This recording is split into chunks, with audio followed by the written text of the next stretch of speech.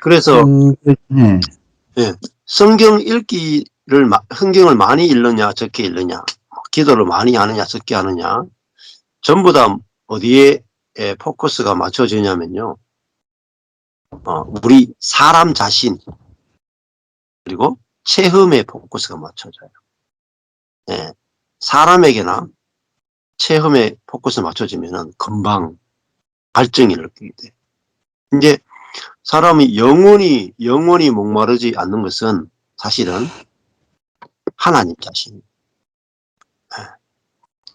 그리고 말씀이거든요. 그러니까 그도 말씀 안에서 뭘 발견해야 되느냐.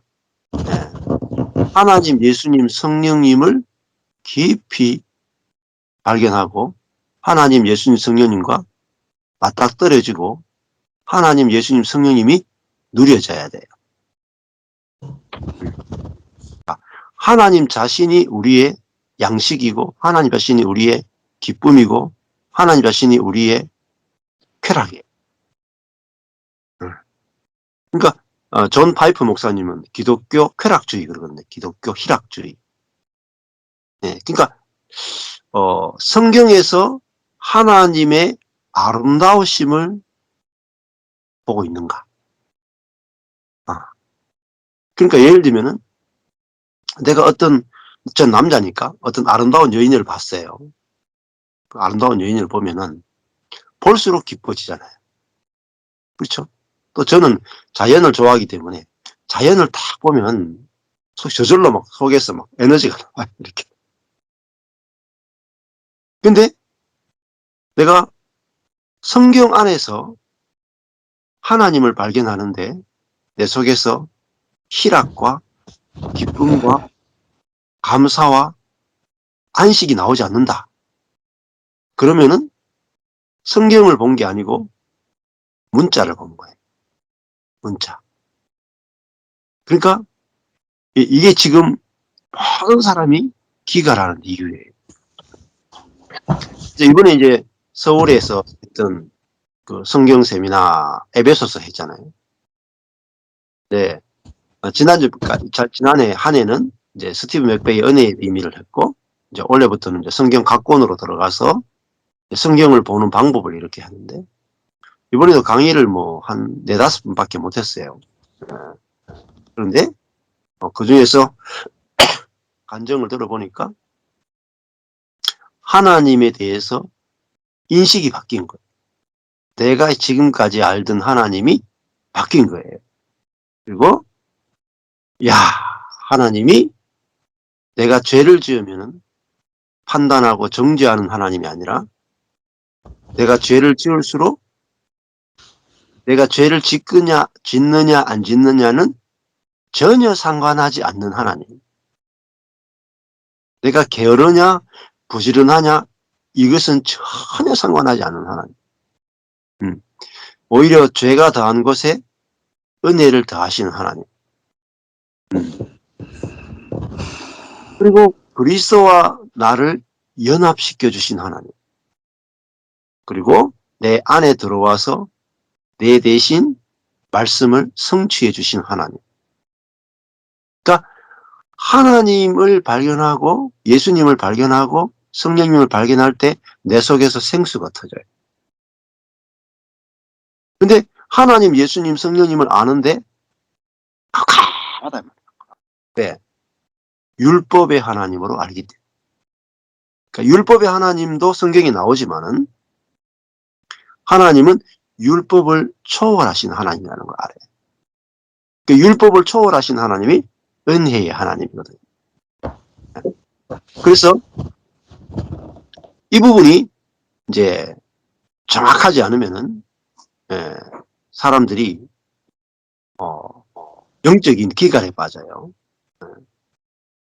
그래서 이제 그리스도인들이 하나님 말씀을 지키고 하나님 말씀대로 행해야 된다 하는 것을 신학에서 뭐라고 부르냐면 신율법주의라고 불러요. 신율법주의. 그러니까 우리가 율법을 못 지켜서 우리가 하나님 앞에서 죄인인데 하나님의 은혜로 우리가 받아들여진 존재가 됐는데, 율법을 못 지켰어요. 하나님께 은혜로 받아들여진 존재가 됐는데, 하나님께 받아들여진 다음에는 다시 율법을 지키고 순종해야 된다 하는 것을 신율법주의라고 불러요. 그러니까 대부분의 지금 교회들이 신율법주의에 빠져 있다는. 자, 미국의 교회도 아까 전에 진 에드워즈가 내가 실패했다 하는 이유가, 결국 미국에도 팽배한 분위기, 호주도 그렇고 뭐 뉴질랜드도 그렇고, 이 호주다 뉴질랜드도 전부 다 미국에 아주 굉장한 영향을 받아요. 미국을 굉장히 숭상하는 나라들이에요. 근데 미국의 정신이 뭐예요? 나이키. You can do it. 네가 그것을 할 수 있다. 자유의 여신상. 사람의 선택을 중요하게 여기고, 개인의 선택을 너무나 중요하게 여기고, 개인이 선택을 중요하게 여긴다는 말은 개인이 선택할 수 있는 자유의 능력이 있다는 거고, 그리고 뭔가 자신이 환경과 어려움을 극복하고 이겨낸 사람은 어마어마하게 칭찬해주고 자랑하죠. 미국 분위기가. 그러니까 미국은 자유, you can do it 이겁니다. 그래서 능력 있는 사람은 철저하게 인정해주죠. 그 능력 위주의 사회, 이게 미국이잖아요. 독일이나 이런 쪽은 달라요. 유럽 쪽은 달라요. 능력 위주가 아니라 함께 살아가는 이런 분위기거든요. 굉장히 분위기가 다릅니다. 유럽하고 미국하고. 그래서 미국 입장에서 유럽을 보면 약간 사회주의 분위기예요.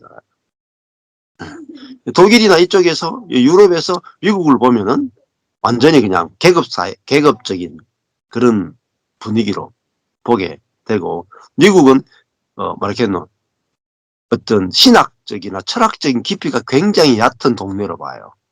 수준이 낮은 동네로 본다니까요. 유럽에서는 철학과 이런 사상적으로 굉장히 깊이가 있는데, 여기서 이제 건너간 사람들이 미국이잖아요. 그러니까 어떤 인문학적 깊이가 굉장히 얕아요. 미국. 자, 그러니까 다른 말하면 신앙적인 깊이도 미국이 얕거든요.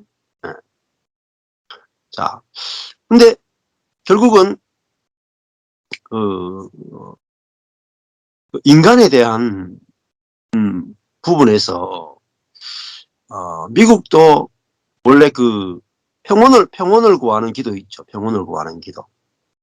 그걸 만들어낸 사람이 라인홀드 니버예요.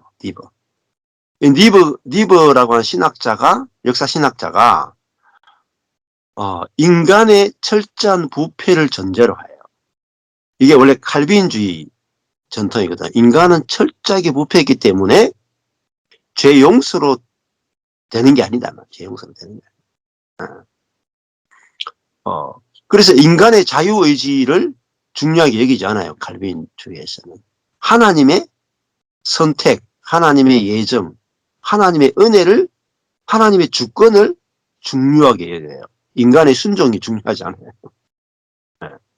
근데 칼빈주의 쪽에서는 인간의 전적인 부패와 전적인 타락, 하나님의 주권을 강조하고 하나님의 은혜를 강조하죠. 근데 이거를 주장했던 미국의 대표적인 신학자가 누구냐면 조나단 에드워즈예요. 이분이 이제 개혁주의 신학의 미국 신학자 중에는 제일 유명한 사람이 누구냐? 조나단 에드워즈예요. 근데 이분의 신학과 일치하는 사람이 라인홀드 니버예요. 그래서 라인홀드 니버가 처음에 자기의 신학을 탁 이야기해줄 때 사람들이 막 센세이션을 일으켰어요.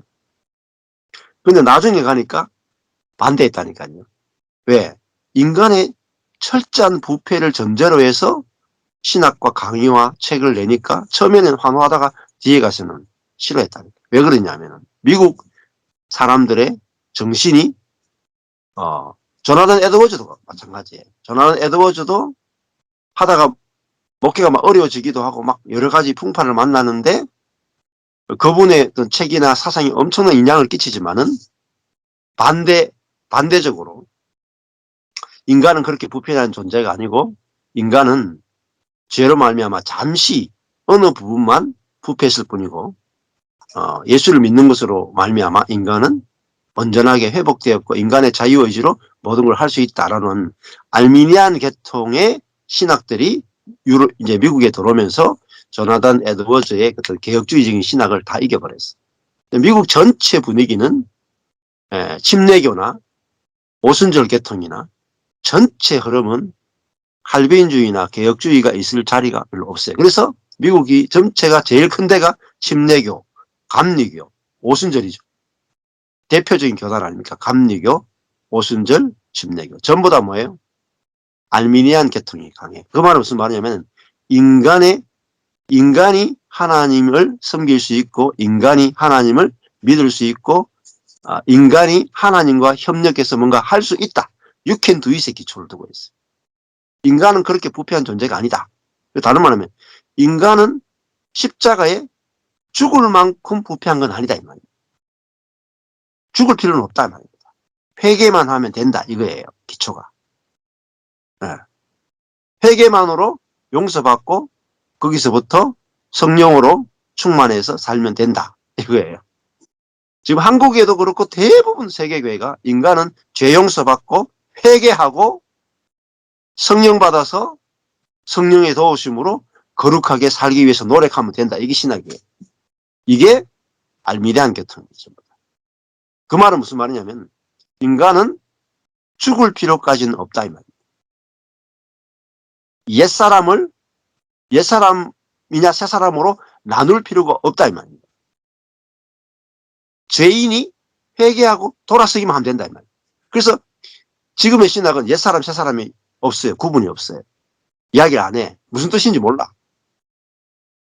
십자가가 그냥 우리의 예수님 우리의 죄 용서를 위해서 대신 죽으신 십자가 정도로만 알아요. 그래서 미국 사람 붙들고 예수님이 십자가에 죽을 때 당신이 죽었습니까? 물어보면은 무슨 말인지 이해를 못해요. 그 말은 무슨 말이냐면 미국 교회의 수준이 영적인 수준이 어마어마하게 낮다는 거예요. 어린아이 수준.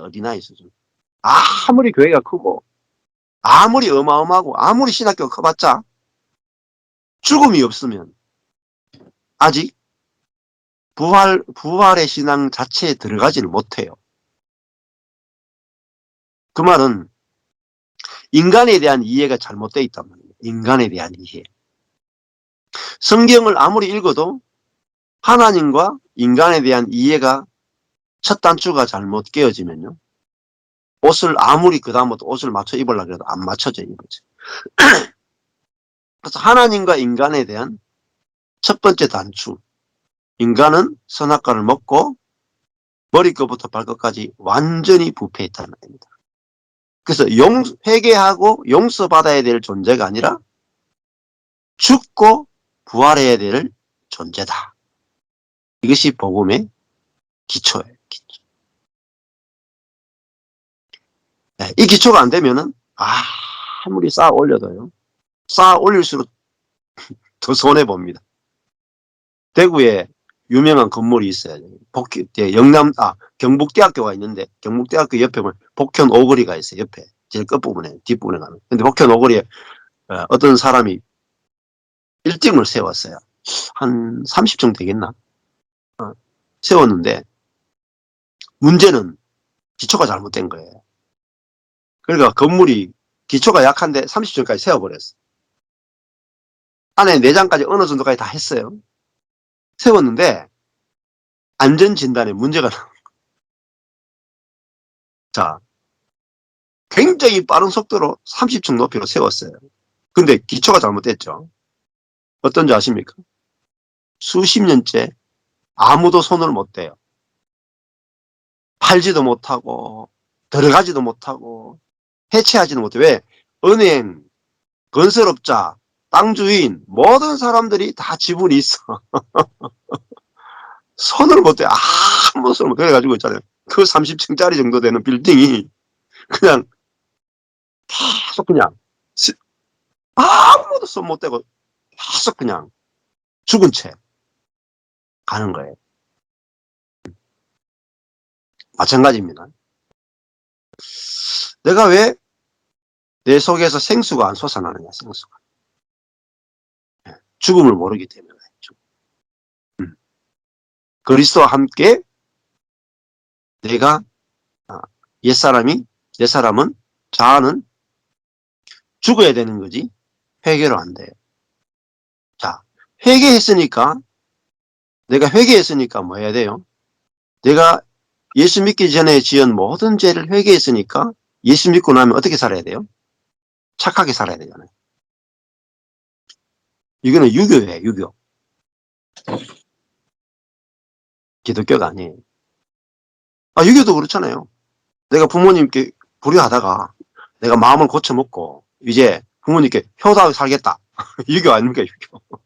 바뀐 게 하나도 없어요. 이거를 율법주의라고 한단 말이에요. 신율법주의. 이런 거예요. 반대예요. 내가 주인 되어 살던 사람이,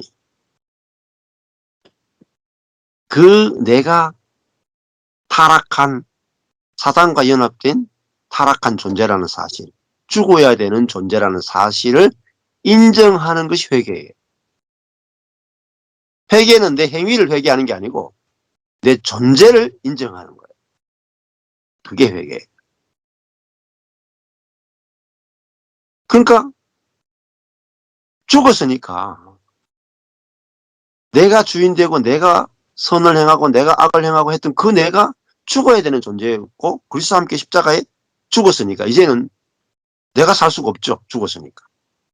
그러니까 이제는 내가 주인 되어가지고 선과 악을 행하고 살던 사람이, 이 사람이 회개하는 거예요. 악을 행하던 사람이 회개하는 게 아니고 내가 주인 되어서 선과 악을 선택하고 살던 그 사람이 옛사람이에요. 그 사람이 죽은 사람이다. 그 사람이 옛사람이고 그 사람이 하나님을 대적하는 사람이다. 그것이 회개가 돼야 돼. 그래서 그리스도와 함께 죽고 이제는 뭐가 내가 주체가 되어 사는 게 아니라 내 안에 성령이 나를 통해서 사시는 것. 그게 그리스도인의 삶입니다. 그러면 성령이 나를 통해 사시면 목이 안 말라요. 왜 목이 마르냐? 내가 주인 되어 살기 때문에 목이 마르다. 자, 오늘 여호수아 18장을 보겠습니다. 여호수아 18장 1절 보실 텐데, 여호수아 18장 1절에 보면은, 이스라엘 자손의 온 회중이 실로에 모여 거기 회막을 세웠으니 그 땅이 이미 그들의 앞에 돌아와 복종하였음이나. 2절에 보면 이스라엘 자손 중에 그 기업의 분배를 얻지 못한 자가 오히려 7지파라. 자, 놀랍지 않습니까? 지금 그 땅이 이미 그들 앞에 돌아와 복종했는데 5지파만, 12지파 가운데 유다지파 분배받았죠. 요셉지파 분배받았죠. 그리고 요단강 건너기 전에, 그죠? 3지파, 2지파 반이, 그죠? 2지파 반이 분배받았죠. 그러니까 이 합치면 5지파밖에 분배를 못 받았어요. 그리고 나머지 7지파가 안 떠나는 거야. 안 떠나고 가만히 있는 거예요. 7지파가. 환장을 넣으시죠. 예. 예. 그러니까 근데 그때 그 여호와의 언약궤와 성막이 어디에 있느냐? 온 회중이 어디에 모였느냐? 그때 성막이 있었던 곳은 실로라는 곳이에요. 실로. 실로에 모여서 거기 회막이 세워졌다 이 말입니다. 회막. 그럼 이스라엘 백성들이 여호수아 군대가 가나안에 정복할 때 원래는 처음에는 길갈에 있었어요. 길갈. 그죠? 길갈에 진을 쳤죠. 근데 그 길갈은 수치가 굴러갔다는 뜻이에요. 수치가 굴러갔다. 그러니까 할례를 받지 못한 수치가 굴러갔죠. 어. 자, 하나님의 백성이 가지는 수치심하고 옛사람이 가지는 수치심이 달라요. 옛사람은 할례를 안 받은 걸 자랑해요. 어. 그 말은, 근데 하나님 백성은 할례 받은 걸 자랑해요. 이게 완전히 구분되죠. 그래서 이방 사람과 이스라엘 사람을 구분하는 것은, 이스라엘 사람은 할례 받은 사람이고 이방 사람은 할례를 받지 않은 사람이에요. 그죠? 근데 이방 사람은 할례를 안 받았다는 말은 자기의 남자가 자기 성기를 자르지 않았다는 뜻이에요. 그 말은 자기 육신의 힘을 의지하고 살아가는 존재란 뜻입니다. 근데 이스라엘 백성은 난지 8일 만에 어, 그 남자 성기의 표피를 잘랐다는 말은 자기가 남자의 생명의 근원이 잘라졌다는 말이에요. 그러니까 자신의 생명의 근원, 자기의 능력, 자기 지혜, 천연적인 것이 이게 부패했기 때문에 잘라져 나가야 된다는 거예요. 죽어야 된다는 것을 인정하는 거예요. 그게 할례예요. 그래서 어디서 할례 받았느냐? 길갈에서 할례 받았죠. 요단강 건너자마자 길갈에서 하나님께서 할례를 행하라 그랬어요.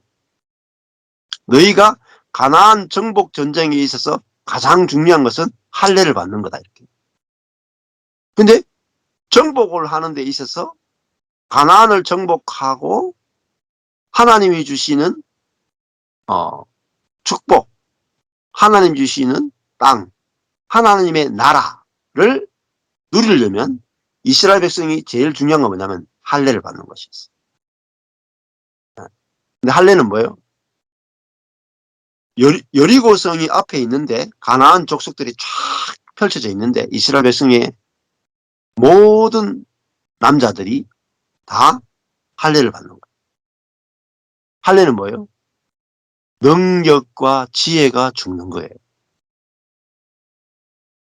남자가 할례 받으면 적군 앞에서 완전히 무력해져요. 다 누워가지고 꼼짝을 못해. 적군이 와서 칼로 찌르면 다 죽어버려요. 그러니까 우리가 그러면은 가나안을 정복하지 못하는 이유는 어디에 있습니까? 우리 자신의 능력과 지혜를 신뢰하는 것 때문에 가나안이 정복 안 되는 거예요. 가나안의 적군이 너무 강해서 정복 안 되는 게 아니에요. 이스라엘 백성들이 그렇게 생각하는 거예요. 정탐꾼을 보낼 때도 가나안의 대적이 너무 강하다. 우리의 힘으로는 못 이긴다. 이렇게 했죠. 자, 보세요. 여기서 문제는 뭐예요? 나의 힘과 나의 능력과 나의 지혜를 신뢰하고 있는 이 존재가 뭐냐면 옛사람이에요. 믿음이라고는 1도 없는 존재예요. 믿음이 없으니까 뭐죠? 계속 기갈하는 거예요. 기갈. 세상 앞에서 두려워하는 거예요. 안식이 없는 거예요. 그래서 하나님의 약속을 믿지 못하니까 정복이 안 되니까 광야만 인생이 계속 뺑뺑이 맞오는 거예요. 그래서 못 빠져나오는 거예요. 왜? 믿음 하나가 없거든요. 믿음 하나. 옛사람은 믿음 하나가 없습니다. 자, 그런데 문제는 뭐냐? 그러니까 정탐꾼의 문제는 뭐예요? 정탐꾼의 문제는 자신의 지혜와 자신들의 능력을 봤단 말입니다.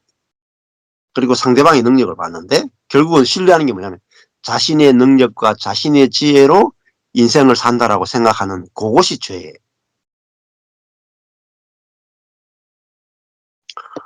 그래서 하나님께서는 이 출애굽 2세대들이 요단강을 건넌 다음에 제일 먼저 한 게 남자 전부 다 할례받게 한 거예요. 뭐죠? 능력을 다 죽여버리는 거예요. 모든 이스라엘 백성들의 남자들의 능력을 다 죽여버려요. 능력을 다 죽여놓고 가나안 정복시키는. 그럼 능력이 없는 사람은 가나안 어떻게 정복하겠어요? 이거는 우리가 싸울 싸움이 아니잖아요. 우리의 전쟁이 아니다. 오직 이제는 우리는 할례 받았기 때문에 능력이 없으니까 오직 은혜로, 오직 하나님의 능력으로, 하나님이 아니고는 이 싸움을 이길 수 없다. 근데 하나님이 아니면은 이 싸움을 이길 수 없다. 이 자아가 들으면 절망이에요. 이 소식이. 내가 너무너무 약해서 하나님이 아니고는 이 전쟁 이길 수 없어. 아이씨 슬프다. 이게 자아의 반응이에요. 근데 할례 받은 사람, 자기 마음, 옛 마음이 딱 잘려진 사람, 자기를 신뢰하는 마음이 딱 잘려진 사람은 나는 능력이 없고 하나님의 능력으로 이 전쟁은 싸워진다. 그러면 우리 속 사람은 소망이 생겨요. 오히려 내 능력으로 이 전쟁이 벌어지는 게 아니라 하나님의 주권으로 인생이 결정된다. 너무너무 소망스러워. 너무너무 기쁨이 되고 너무너무 안식이 되는 거예요. 완전히요. 길이 달라요. 죽었다가 그러니까 믿음이 전혀 나오지 않는 그 사람, 하나님의 말씀을 들어도 믿음이 전혀 나오지 않는 사람, 그 사람이 뭐냐? 옛사람이에요. 자, 그러니까 왜 옛사람은 믿음이 안 나오냐면 철저한 자기 신뢰. 철저하게 옛사람은 철저하게 자기만 봐. 이게 다른 말로 하면 목이 곧은 백성이나 목이 곧은 백성.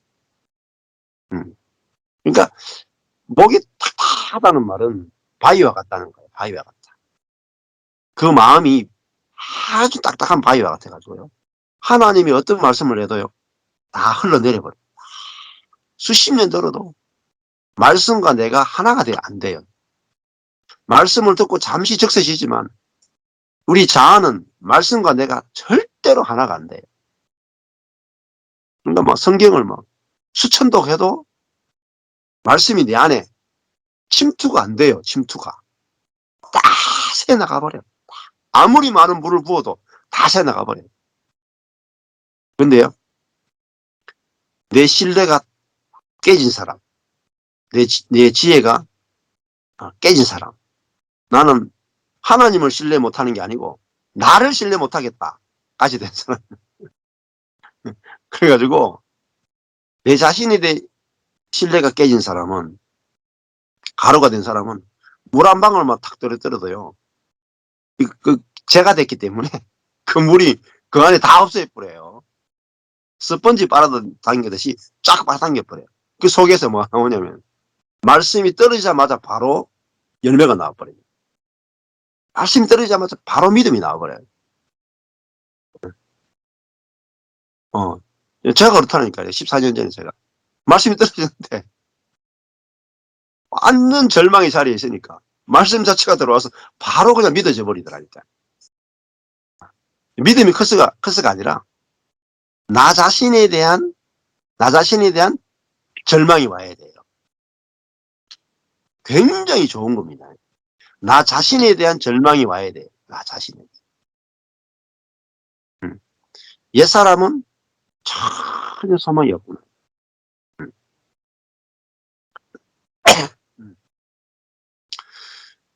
자, 이스라엘 백성들이 가나안을 정복하느냐 못하느냐는 그 하나님에 대한 그 전적인 신뢰, 믿음이 그 속에서 나오면 정복은 아주 쉽죠. 근데 7지파가 정복하러 못 가요. 그냥 그 자리에 다 있는 거야. 여기가 조사원이 하고 여기 다 있는 거예요. 그러니까 항상 이제 하나님의 말씀보다 자기 판단, 자기 기호, 자기 선택에 머물러 가지고 꼼짝을 못하고 지금 여기 있는 거예요. 자, 그러니까 뭐죠? 누리지를 못하는 거죠. 하나님이 주시는 분깃을 못 누리는 거죠. 못 누리는 거예요. 그래서 억지로 이제 그 분배를 받게 하기 위해서 4절에 보면 너희는 매 지파에 3인씩 선정하라. 내가 그들을 보내리니 땅을 두루 다니다가 그 땅을 7 덩어리로 나누고 그리고 이제 그 실로에 있는 하나님의 회막에 가져오면은 이제 여호수아가 내가 여기서 너희를 위하여 우리 하나님 여호와 앞에서 제비를 뽑겠다. 해서 억지로 땅을 나누어 7 덩어리로 나누어 오면은 제비를 뽑아서 그 땅을 나누어 주고 그 땅에 거하도록 보냈단 말입니다. 자, 근데 이제 그 18장 1절에 보면 하나님의 회막은 어디 있느냐? 하나님은 어디 계시느냐? 그 우리 삶에서 하나님의 회막이 있는 곳, 우리가 하나님을 경험하고 누릴 수 있는 곳, 그게 어디냐면 실로예요, 실로. 실로가 실로가 원래 이제 살라에서 왔다는 살라. 실로는요 안식하는 곳, 평온한 곳이란 뜻이에요. 샬롬이나 실로나 거의 같은 개념이에요. 샬롬, 실로. 예, 동사로 살라. 살라. 이거는 안심하다, 평온하다, 휴식하다라는 뜻입니다. 실로는 안식하는 곳, 평온한 곳이라는 뜻입니다. 그럼 하나님 어디 계시냐면 하나님은 안식하는 곳, 평온한 곳에 하나님 계시답니다. 그러면은 내가 지금 평온하지 않다 이 말이에요. 안식이 안 된다 이 말입니다. 그 말은 그 회막이 없단 말이에요. 그게. 하나님이 함께 하는 곳이 아니란 말이에요. 내가 뭔가 지금 하나님과 함께 하고 있는 게 아니라 하나님께 좀 분리되어 있는 상태를 보여주는 것이 내가 안식하지 못하고 평온하지 못한 상태예요. 내가 하나님과 함께 있다면 반드시 안식이 찾아오고 평온이 찾아온다.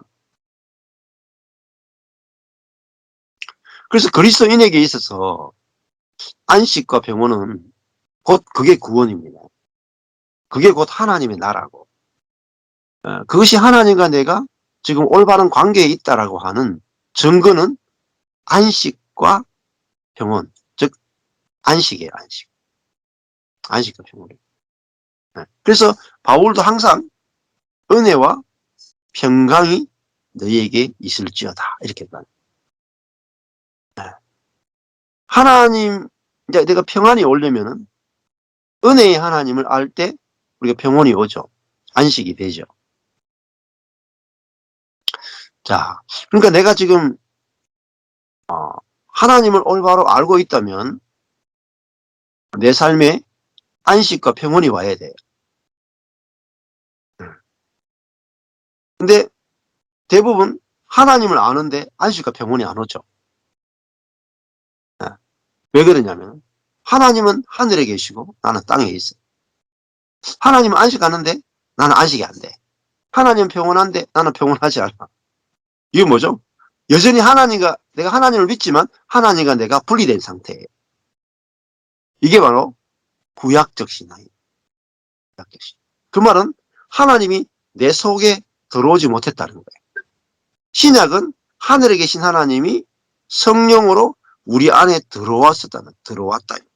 이게 신약이에요. 신약은 안식과 평온이신 하나님이 내 속에 들어왔기 때문에 성령으로 내 안에 들어왔다는, 내 안에 내주하셨단 말이에요. 나와 하나가 되셨단 말이에요. 그 안식과 평온이신 하나님이 내 안에 계시니까 내가 저절로 안식과 평안을 누리게 되는 거예요.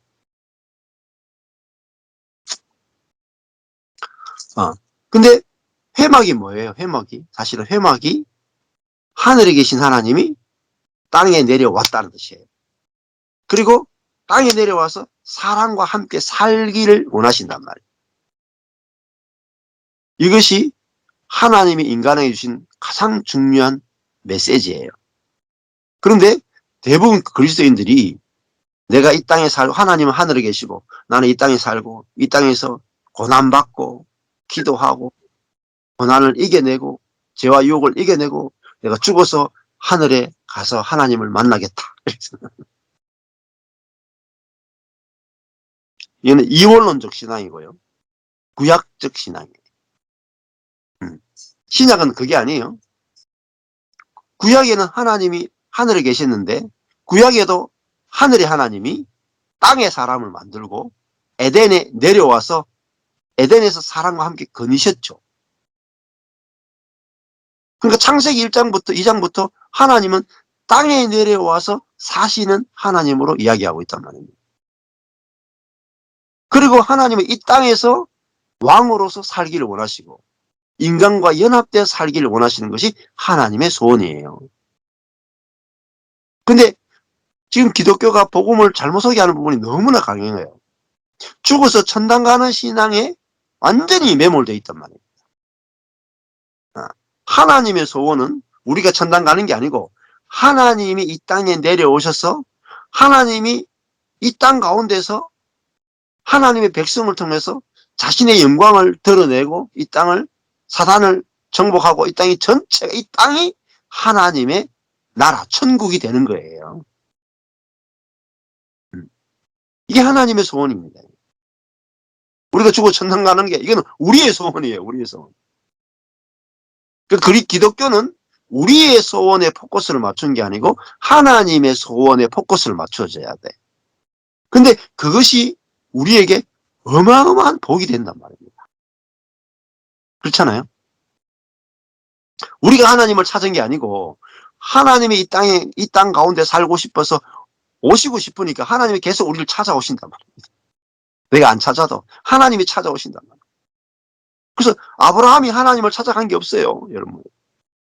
하나님이 아브라함 찾아오시고 야곱도 하나님을 안 찾아요.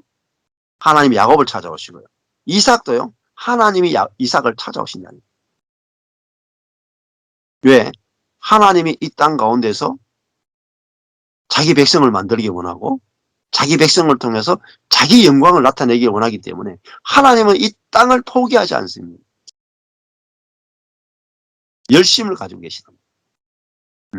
근데 그래서 하나님이 이 땅 가운데 한 사람과 함께 살고 싶은 집이 뭐냐? 그게 회막이에요. 회막. 지성소는 하나님과 사람이 함께 동거하는 신혼방과 같은 것이에요.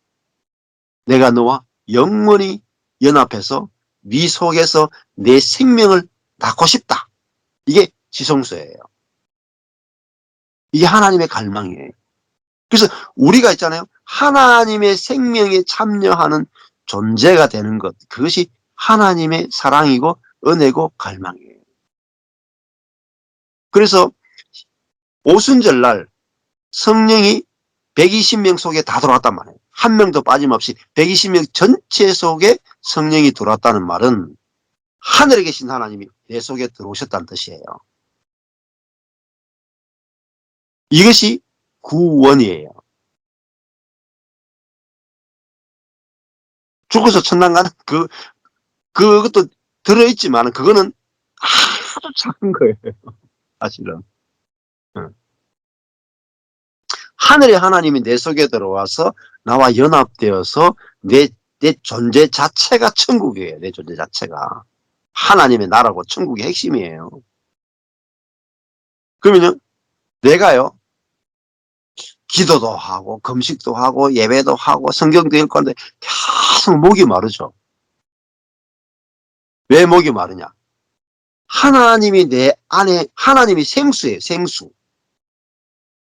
하나님이 내 안에 들어와서 회막, 하나님이 내 안에 들어와서 살아서 하나님의 생명이 내 속에 나타나기 전까지는 인간의 목마름은 어떤 것으로도 해결되지 않습니다. 그러니까 성령이 뭐예요? 생수잖아요. 성령이 내 안에 들어왔어요. 그러면 내게서 뭐가 나와야 돼요? 성령이 나와야 돼요. 근데 성령이 들어왔다고도 없어요. 거의 기독교가 지금 성령이 내 안에 들어와 사신다. 지식으로는 알죠. 근데 이것이 믿어지지도 않고 내 속에 내 속에 들어와야 되는 이유도 몰라. 내 속에 들어오셔가 성령이 무슨 일을 에너게요. 어떤 일을 하시는지도 몰라요. 그냥 성령이 내 안에 들어왔죠. 뭐 그거 알죠. 뭐. 예를 들어 가지고 뭐 북한 사람들한테 네 전자화폐 지갑에 1조 원 넣었어. 이렇게 다 이야기해줬다고 칩시다. 북한 사람들이 얘 무슨 귀신 신하락 까먹는 소리야.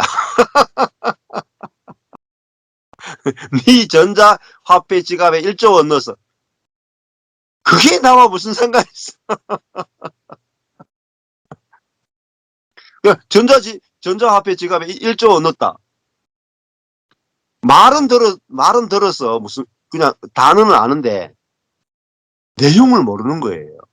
그 축복을 모르는 거예요. 그 혜택을 하나도 모르는 거라. 마찬가지에 그리스도인이 문제는 뭐냐면 성령이 내 안에 내주하신다. 교리로 알고 지식으로 알고 이야기도 하고 논문도 써내. 근데 성령이 내 안에 사시는 왜 내 밖에 있으면 안 되는가 성령이. 내 밖에서 도와주면 안 되는가. 왜 꼭 내 안에 들어와야 살아야 되는가. 내 안에 들어오기 위해서는 성령이 그냥 들어올 수 있는가. 막 들어오고 싶다가 막 들어올 수 있는가.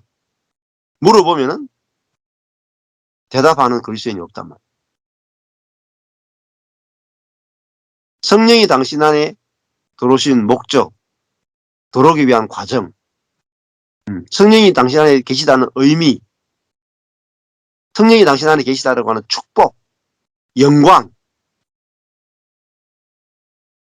나도 몰라요. 저도 그랬어요, 저도. 그러니까, 복음의 넓이, 깊이, 높이, 길이가 없는 거예요.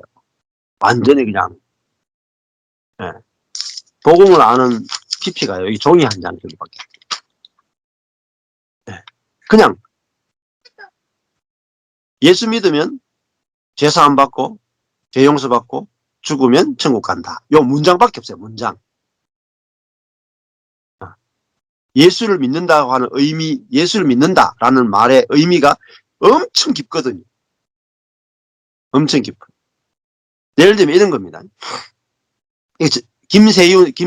김세윤이라고 하는 우리나라 유명한 신학자가 무슨 말을 하냐면 책에 보면 이런 말이 있어요.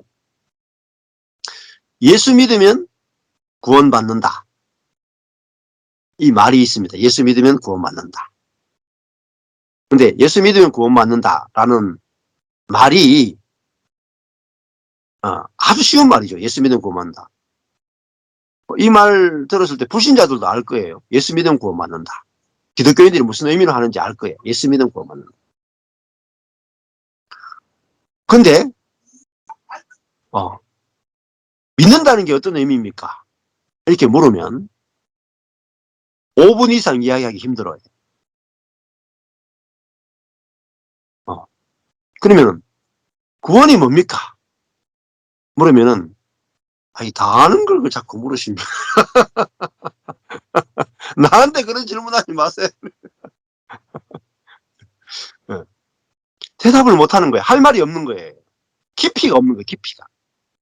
그 말은 무슨 말이냐면은 김세현 교수가 하는 말이 성경은 압축 파일이야. 압축 파일. 압축 파일. 그러니까 여기 만약에 제가 한번 1테라 정도의 어떤 글을 써놓은 방대한 1테라짜리 책이 있다고 칩시다. 근데 여러분한테 이제 보낼 때는 이거를 압축하지 않으면은 갈 수가 없어요. 양이 너무 많아가지고. 그 1테라짜리를 예를 들어가지고 1메가짜리 파일로 만들었다고 칩시다. 압축해가지고. 여러분한테 딱 보냈어요. 근데 압축 파일을 딱 받으면은 그 읽지를 못해요. 내용을 볼 수가 없어요. 그러니까 압축 파일은 다시 뭐죠? 풀어야 돼. RGB라는 프로그램을 가지고 풀어가지고 다시 1테라짜리로 쫙 풀어야 그 내용을 알 수가 있어요. 자, 그러니까 어, 예를 들면은, 어, 바울이 성경에 예수 그리스도를 믿는 믿음으로 사람은 구원을 받습니다. 이 문장을 썼잖아요. 이게 1테라짜리 압축 문장이에요. 아, 그러면은 우리가 받았을 때 예수를 믿는다는 게 무슨 의미인가? 이걸 쫙 풀어줘야 돼요. 믿는다는 게 뭔가? 믿음이라 하는 의미가 무엇인가? 어, 정확하게 풀어줘야 돼, 정확하게. 그러면 구원받는다 할 때 구원이라는 무엇인가? 이게 쫙 풀어줘야 돼. 근데 이게 풀어지는 만큼 복음에 대해서 감격하게 돼 있고요. 저절로 믿음이 나오고요. 엄청난 그 안에 놀라운 은혜와 축복이 다 들어있다는 걸 알게 되는 거예요. 예를 들면 이런 거죠. 이번에 그 에베소서를 제가 이틀 동안 했잖아요. 근데 1장 1장 뭐 2, 3절밖에 못 가. 1장 1, 2, 3절밖에 못 갔어요. 이틀 동안. 그러니까 예를 들면 마틴 로이드 존스 목사님은 에베소서 6장을 두꺼운 책 8권으로 압축된 에베소서 6장을 푸른 거예요. 8권으로 푼 거예요. 8권으로 에베소서를 다 풀고 나서 마틴 로이드 존스 목사님이 이제는 다 풀었다. 더 이상 없다. 이렇게 했을 것 같아요. 진짜 내가 하고 싶은 말 10분의 1도 못하는 것 같아요. 이게 복음의 세계예요. 우리가 왜 지금까지 그렇게 기갈했는지 아시겠죠? 압축, 압축 파일 제목만 본 거예요. 제목만. 예수 믿으면 구원받는다. 제목만 보지. 그 안에 있는 거 풀어서 본 적이 없는 거예요. 압축 파일을. 그러니까 요한복음 보면은 아주 재밌는 게 나와요. 요한복음을 보면은. 요한복음이 예수님의 행적을 쫙 기록해놨죠. 또 제일 마지막에 뭐라고, 요한복음 제일 마지막에 뭐라고 표현되어 있어요? 요한복음 잘 끝절 있잖아요. 요한복음 잘 끝절. 요한복음 21장 25절. 이 요한복음 끝절이에요. 요한복음이 분량이 엄청 많잖아요.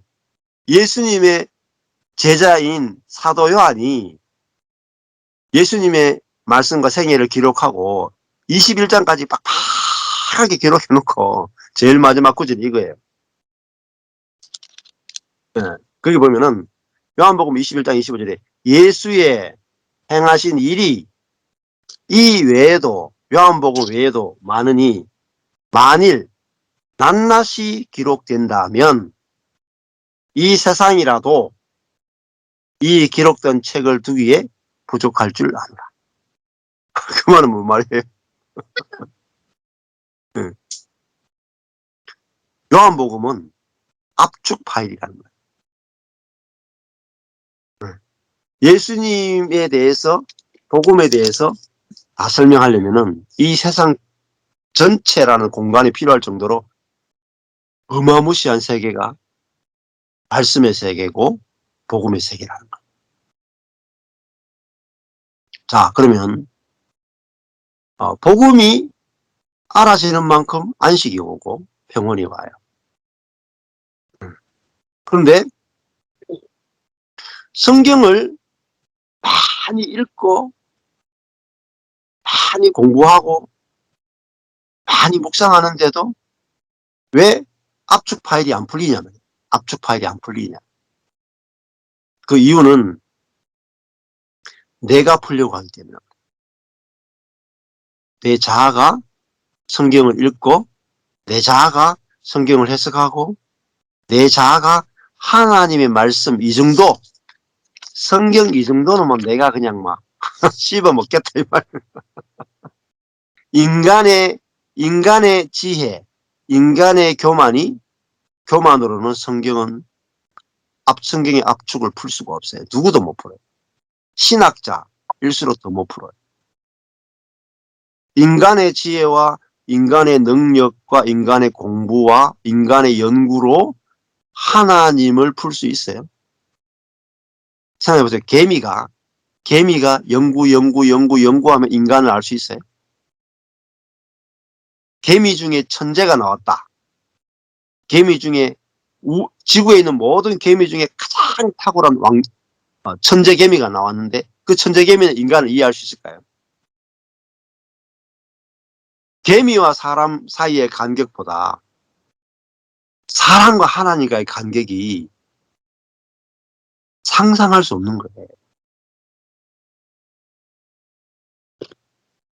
그런데 인간이 하나님을 안다고요? 성경을 읽고 하나님을 안다고요? 그거는 정말 교만 중에 교만이에요. 근데 그 교만에 빠져 있으니까 성경을 읽어도 재미가 없는 거예요. 재미가 없고. 몇 번 읽고 나면은 그 안에서 아무것도 찾을 수가 없는 거예요. 근데 인간의 지혜가 죽는 지점이 있단 말입니다. 인간의 지혜가 죽으려면 내 지혜가 죽어야 돼요. 내 지혜가. 뭐예요? 내 인생이 쫄딱 망해야 된단 말이에요. 어느 부분에서. 딱 망해가지고 이러지도 내 지혜가 전혀 통하지 않는 어떤 상황이 있다고 해야 돼. 내 지혜가 전혀 통하지 않는 어떤 지점에 딱 오면요. 나는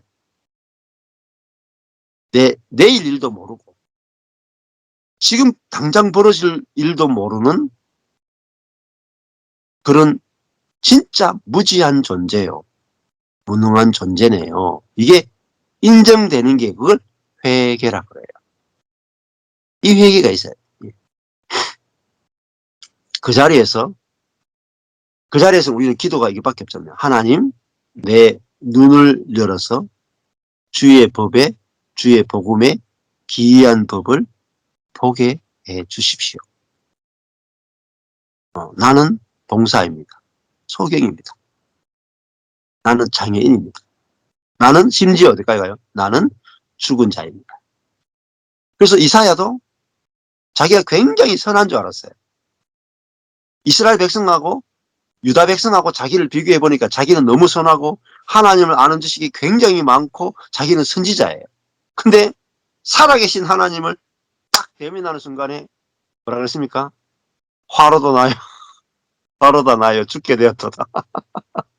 내가 자기가 아무것도 아니요. 아무것도 모르는 자요. 자기가 뭔지임을 알겠다. 그것이 하나님을 만난 사람이에요. 그래서 하나님을 만난 사람은 죽는다는 의미, 그런 의미. 하나님을 만난 사람은 죽게 돼 있어요.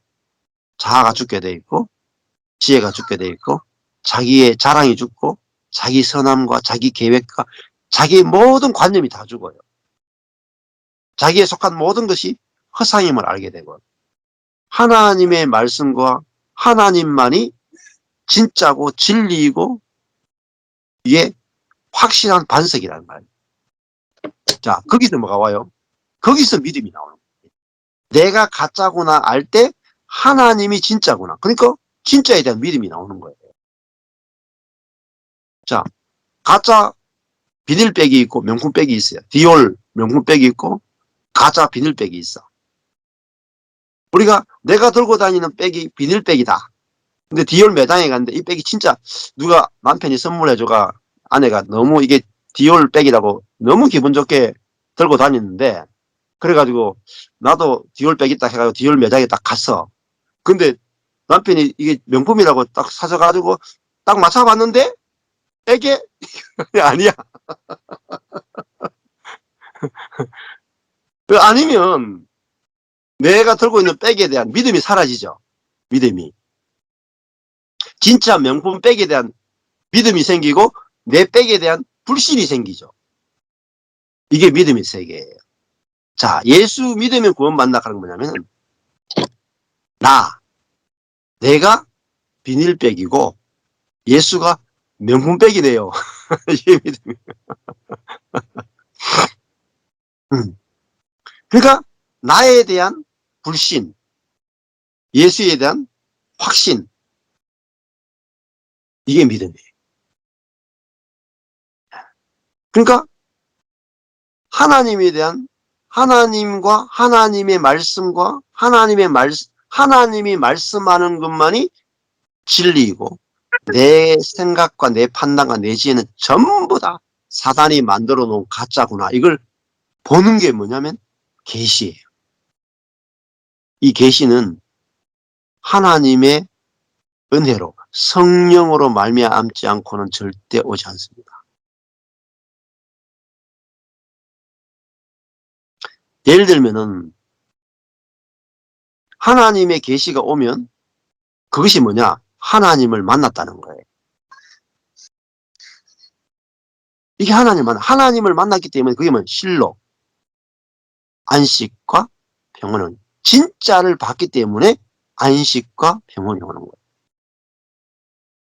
자, 예를 들어 가지고 재정적인 부분에서 내가 염려가 왔어요. 염려를 해. 염려. 건강에 대해서 막 염려를 해. 자식 때문에 막 염려가 돼. 염려하는데 염려하는 그 생각은 자기 속에서 다 판단하잖아요.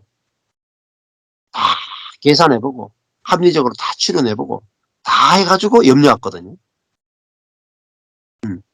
근데 이것이 내 자아가 통째로 비닐백이구나. 비닐백이구나. 먼지구나. 아무것도 아니구나. 이걸 딱 보는 사람이 진짜 은혜 받은 사람. 근데요, 내 안에 있는 그리스도가 명품백이거든요. 근데 이 명품백이 내 밖에 있는 게 아니고 내 안에 있단 말입니다. 디올백이. 그러면 더 이상 내가 비닐백 들고 다니겠어요? 디올백 들고 다니겠어요? 두 백이 있는데. 그 믿는 백이 여는 거예요, 믿는 백이. 어느 백을 믿겠냐, 이 말이야. 어? 어. 예. 그래서 회개는 이제 나는 나를 신뢰할 수 없습니다. 이게 회개. 그리고 내 안에 계신 그리스도가 신뢰가 되어지고 하나님의 말씀이 진짜지 내 판단은 신뢰할 수 없습니다. 이게 믿음이에요. 그 결과로 오는 게 뭐냐면은 실로 안식과 평온이에요. 안식과 평온은 뭐냐면은 다 정복되었다는 뜻이에요. 다 정복되었다. 모든 것이 다 정복되면 그 결과로 우리는 안식과 평온이 와요. 자, 그러니까 다 정복되는 게 뭐죠?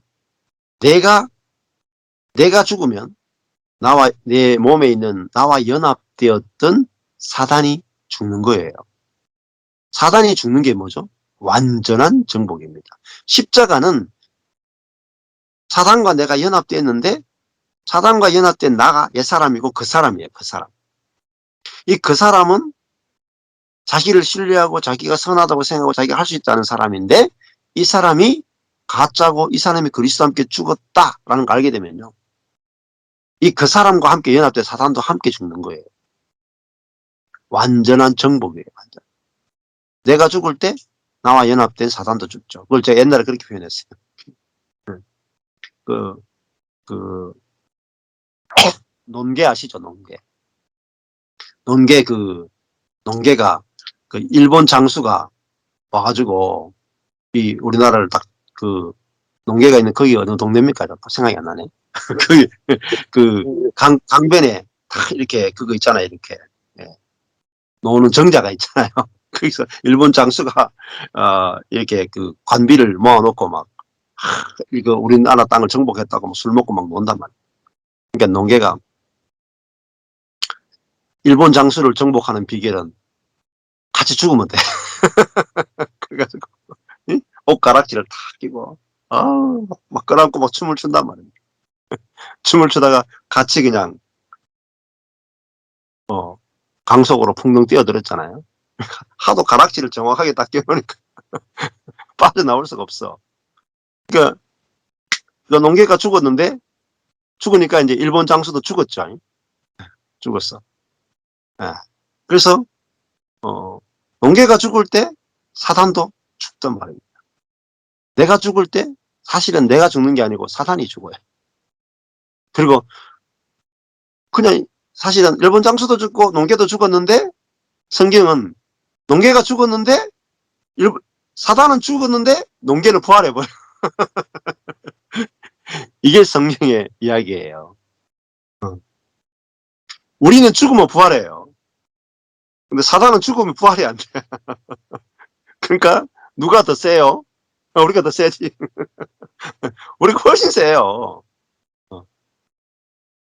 복음을 알면요. 사단 별거 아니라 가볍게 이길 수 있다니, 가볍게.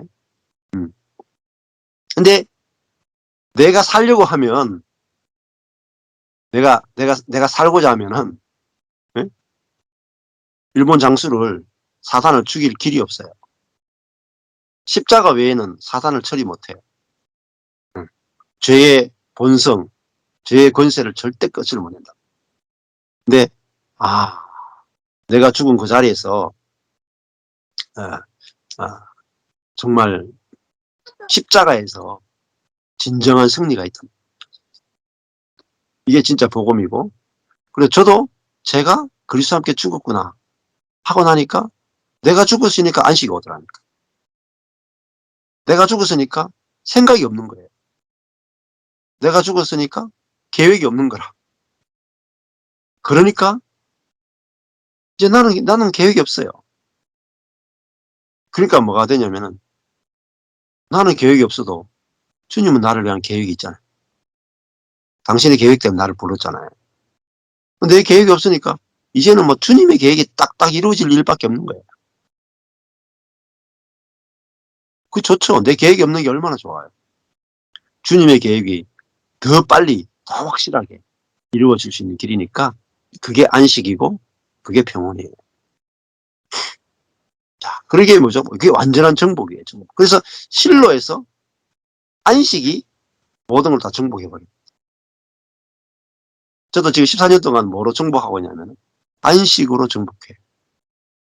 평온으로 정복해요. 왜 그렇습니까? 하나님 나라의 중심은 예루살렘, 뭐죠?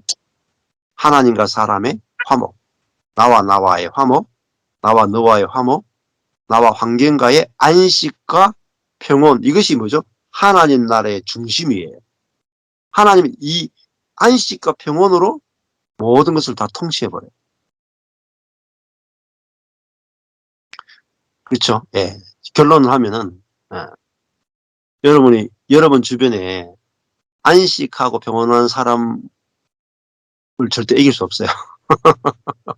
아무리 여러분이 돈이 많고, 아무리 유명하고, 아무리 모든 걸 가져도, 하늘의 안식과 평온을 가진 사람은 절대 이길 수 없고, 오히려 내가 그 사람을 만나면, 내가 그 사람을 부러워하게 돼 있어요. 예. 이 하늘에 속한 사람이에요. 하늘에 속한 사람. 땅에 속한 사람이 하늘에 속한 사람 절대 이길 수 없어요. 근데 우리가 이미 그런 사람이 됐다는 거죠. 이것이 진짜 하늘의 보좌에 앉은 사람이 됐잖아요. 다 정복한 사람이죠. 그래서 다 정복한 사람만이 정복할 수 있어요. 다 정복한 사람은 안식하는 사람. 저도 지금 뭐 어디 막 이렇게 교회들이 이렇게 번져가잖아요. 정복하러 가는 게 아니라니까요. 다 정복했기 때문에 주우러 가는 거예요. 그러니까 걱정이 없는 거예요. 어디 가도 걱정이 없는 거예요. 이루어진 일이 나타날 것만 기대하고 가지. 뭐 가서 싸워야 영적인 전쟁을 해야 되겠다. 영적 전쟁에 싸워서 이겨야 되겠다. 이게 없는 거예요. 주우러 가는 거죠. 주우러 가는 거. 이삭 죽기 하는 거예요. 이삭 죽기. 이게 진짜 신약의 세계, 복음의 세계. 이 세계를 누리시게 되길 축복합니다.